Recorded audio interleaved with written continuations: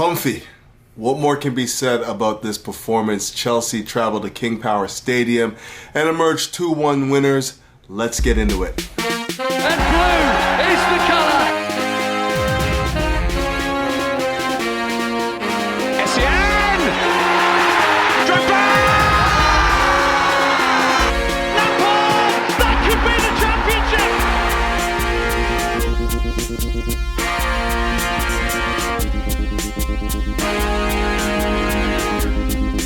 Greetings! Welcome back to Couch Critic with me, Dennis P, for what is your Chelsea match review, but more specifically a tactical synopsis of Chelsea's performance against Leicester. But before I get into any of that, you already know I need you to hit the like button, hit the subscribe button, hit the bell notification button. The algorithm is no longer recommending my content, so I need you guys to do me that favor and get those likes up to get the content noticed. But without further ado, let's get into the review. Wow. I really feel like Enzo Maresca must be watching my videos, must be watching some of the stuff that I do on Blue Diaries and stuff like that, because everything that I was talking about on Don's show on Blue Diaries, what I was talking about in my last review, was everything about Chelsea just taking the handbrake off and like sacrificing their balance a little bit for a little bit more offensive aggressivity in the final third. And today was a perfect example of what I meant by that, having somebody that can play in those half spaces at the number 10 in those half spaces, who's more adept at what you need to do in those positions, more adept than the likes of Malo Gusto, who many people think is platforming this team to get better people in better positions when, you know, most of the space that's being afforded to us in the half space in the final third is being given to a guy that just does not know how to utilize it correctly. And today was a complete departure from that. Obviously, we had some injuries and we had, you know, a few guys that had a few niggling knocks and whatnot, which took us out of our preferred shape, our preferred 11, with Gusto playing, you know, in that inverted number 10 role. We saw instead Enzo Fernandez come into that position, and we moved Fofana out to right back position, and it just made all the difference for me. I mean, all you need to do in order for Chelsea to have that balance that Maresca craves is basically play with a back three defenders. So obviously with Fofana not looking to get forward and not looking to basically, you know, bomb down the right flank, we had three dedicated defenders in front of Moises Caicedo, who was in the solo 6 role. He was flanked by the likes of, you know, João Felix and Enzo Fernandez. And then of course we had Cole Palmer, the ever-present in the middle, basically just in that free roll all over the place, coming deep everywhere to just find pockets of space to get on the ball. And it was just a game where I've been wanting CC for a long time. I just wanted to see what Chelsea looked like with better thinkers in the final third, because the problem that we often run into when we have people that are man marking the likes of Cole Palmer is we don't have anyone else on the pitch that has the intuition, the ideology in the final third to make the difference. And this is what the problem was today for Leicester. Like, as much as they were trying to man mark, you know, Cole Palmer with the likes of Sumare and every now and then and Ndidi and whatnot, it was just very difficult for them to get dragged out of position and open up the middle areas for the likes of João Felix, who was fantastic today, and of course Enzo Fernandez, who was the man of the match. And, you know, both of those guys I thought were doing a great job of finding pockets of space vacated by the likes of Cole Palmer. Now for me, it was the diamond shape that was causing most of the problems for Leicester, but not just that. I think that their decision to man mark our midfielders and try and take them out of the game just opened it up for our defenders, who are very good at passing the ball. Obviously Colwell, Fofana, and Badia Shield. Wow, remontada from him. What a performance. Very close to my man of the match, just because of his control in the game and his defensive solidity back there. Obviously interceptions and whatnot. He was very good today. Want to see more of that. Obviously Chelsea weren't really threatened defensively, and that's where most of the issues are. When Chelsea are pressed effectively, we have problems with defenders not making the right decisions under duress. Badia Shield being one of the main culprits there. But in this game where Chelsea had all sorts of time and space, I thought he was fantastic at intercepting the ball. I thought he was very good at punching the ball into our, you know, bypassing our midfield and punching it into our attackers.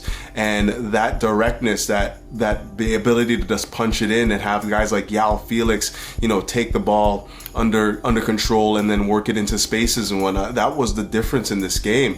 So, it had Leicester at 6s and 7s the entire match, because when they tried to engage, with our defenders, it left our midfield wide open. And when they tried to sit off, which they did for most of the first half, with very little luck, it was very ineffective. We were able to get the guys that we want to get on the balls, the likes of Enzo Fernandez, Cole Palmer when he was coming deep. Obviously, I spoke on João Felix and whatnot. We were getting those guys on the ball at will, and it was creating so much space for these guys to attack. So we're going to be looking at a few instances, a few sequences in this game in particular where I thought that this was exactly why Chelsea were so dominant in the first half. And then we're going to look at, again, what happened in the second half, where Leicester started to come out of their shell a little bit more and started to press. Again, no real difference. When they did press, Chelsea just carved through them more often than not. So it was a game where no matter what they did, it was just Chelsea, just pick your poison. It's either you press us and we play through you, or you sit off us and we move our midfielders around, and you can't really cope with that, the onslaught of people in those positions as well. So I thought that it was a really well executed game plan, but not just that. I thought that Leicester just could not come to grips with the personnel that we had on the pitch.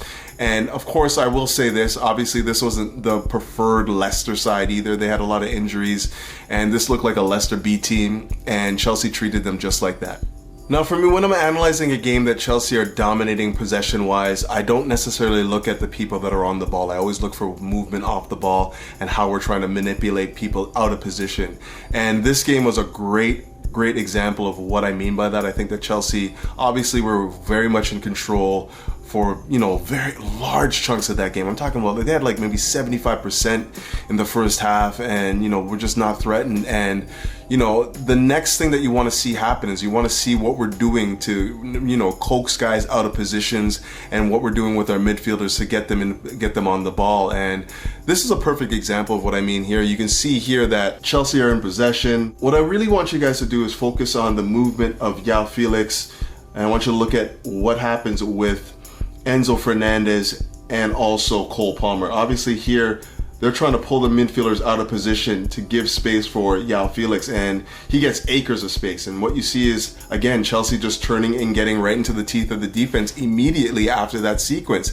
And it's all driven from the movement. They're so worried about what the likes of Enzo Fernandez and Cole Palmer can do that they're basically pulling them out of position to get a guy like João Felix in those positions where he can, again, initiate our attacking move and be effective there. And this is what you don't get when you have Augusto on the pitch, because more often than not, teams are just cheating off Augusto and crowding out Cole Palmer. And then as a result, we don't have anyone else in those spaces that can attract the ire of a defender, the look of a defender, and allow for that space to open up for the likes of, João Felix. Here's another video here. And for this one, I want you guys to focus on Enzo Fernandez, who comes in on the right side of the screen there. Obviously, we have João Felix on the ball. It looks like Enzo Fernandez is being marked by Bilal El Khanous, I think his name is, El Khanous.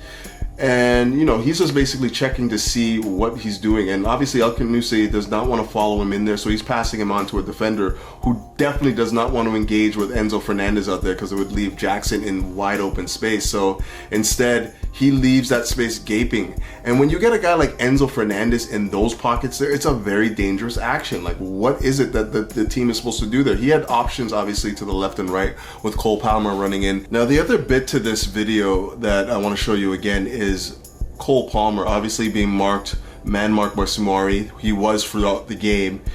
He moves out to the right flank and opens up that middle area, and look where Enzo Fernandez looks to go occupy, right in the middle. El Khanous does not want to go there. Obviously, the defender, E. Coli, doesn't want to go there as well. He doesn't want to engage in Enzo. And you have this wide open space that is created by, the movement of Cole Palmer, but also the understanding of the likes of Enzo Fernandez. And this happened throughout the first half. Chelsea were doing this religiously, and it has everything to do with the fact that we had too many players in that area with that diamond shape, obviously solo 6. We had too many players in that area to overload that right side of the pitch, who understand what to do in those areas. You cannot leave the likes of Cole Palmer. You cannot leave the likes of João Felix. And again, coincidentally, obviously when you give Enzo that time and space, it's also a very, very troubling situation to find defenders in. So, we gave them so much to think about in the final third, and more often than not, they made the wrong decisions, but we just could not execute that final ball. But again, on another day, and again, this is obviously not a situation that we're going to be able to present this to teams over and over again. It's not something that I want to see as being our A tactic, but in matches like this where we're playing against a Leicester B team, when we know we're going to be having the lion's share possession, there's absolutely no reason why we can't, destabilize our balance a little bit more for a little bit more offensive, final third, just ingenuity, aggressivity, and it played its dividends today as far as I'm concerned. Now, Leicester did wake up a bit in the second half. Figured they are at home, they haven't even registered a shot on goal. Maybe they need to start pressing Chelsea a little bit more, and to no avail. Let's be real. Like I said earlier, I thought that Chelsea had this match well under control, whether we were, whether they were in their holding position trying to soak up pressure and take away the gaps of space, or when they try to press us and try to get into areas where, try to get us into areas where we were uncomfortable. Every time Chelsea were able to either play through them or, they just didn't take any risk and just went long. But for the most part, I thought that when Chelsea tried to play through, when they're enticing Leicester to come onto them and bring numbers forward, Chelsea were very good at playing through them. There's a couple sequences here where, Chelsea, again, just rope-a-dope, pulled them in, sucked them in. We're looking for the opportunity to spring on them. And as soon as we got that ball central into the likes of Caicedo, you knew what was going to happen. You knew Jackson was going to get on his bike. You knew that the likes of, João Felix was going to get on his bike. And once we get that central pass, it's always the trigger to get our attackers running off of their defenders. And, on another day, we scored at least 2 or 3 more goals. Let's just be real. I thought that the offensive ideation was very, very good. We created a lot of opportunities where we could have scored 2s, 3s, and 4s, but we just didn't take them. Obviously on this situation here, you see Cole Palmer, he's breaking, and lovely cross finds him, and he should score. Obviously Madueke deflects it, and we don't get the goal. This action just kept on happening time and time again without Chelsea having any real success at taking the goals. Now, don't get it twisted. You don't have a lot of games like this when you're in the ascendancy, in control of the match, playing really aggressive offensively, unless you have about 4 or 5 really, really good performances, individual performances. This is exactly the case today. I thought Chelsea had a lot of really, really, really, really good performances from individuals, from the likes of Caicedo, obviously playing the solo 6 role. Didn't really have a lot of defensive responsibility, but whenever he was called upon, he was there to break things up. Thought he was immense. Quiet game, didn't really, make those incredible line-breaking passes, but just kept things ticking over and put out fires when it was needed. He was one player. I thought that Wesley Fofana, again, I don't know what people don't see. I think that this guy's his quality. Obviously he's been robbed of his football the last, 2 years at least.